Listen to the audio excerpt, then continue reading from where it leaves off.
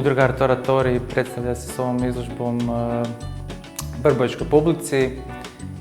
Između ostaloga tu su radovi Verene Jakuš, Valerije Jakuš i moje malenkosti kao voditelja izložbenog programa i člana udruge.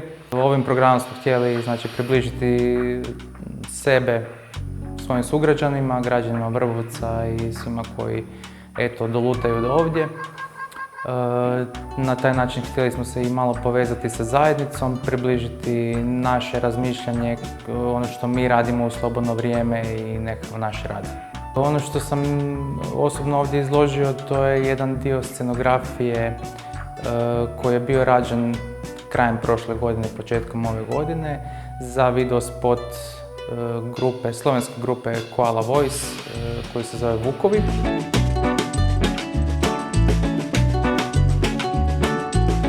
Izlažem jedan novi ciklus koji je zadnje nastao. Zapravo kolaboracija mene i moje obitelji, odnosno mog muža, mog djeteta i mene, jer njihovi neki dijelovi su u tu sliku utkani. Oni su radili dijelove te slike, pa tako je muž napravio ovaj reciklirani papir koji je zadnji sloj slike. Zatim je srednji sloj slike print dječjih crteža na pleksiju i na kraju sam tu i ja napravila crtež na pleksiju sebe, odnosno kao autoportret, svoju figuru.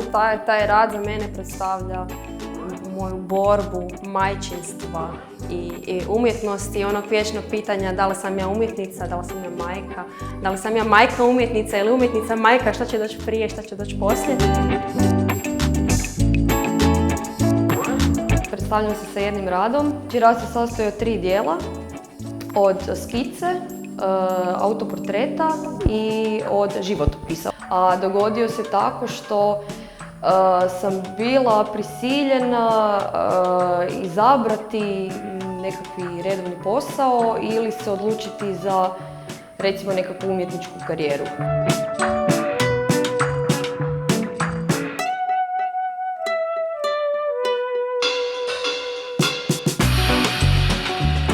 Pozivam naravno sve sugrađane da pogledaju izložbu koja traje do 22.8. u prostoru Udruge Artoratori, ulica Matije Gupca 3.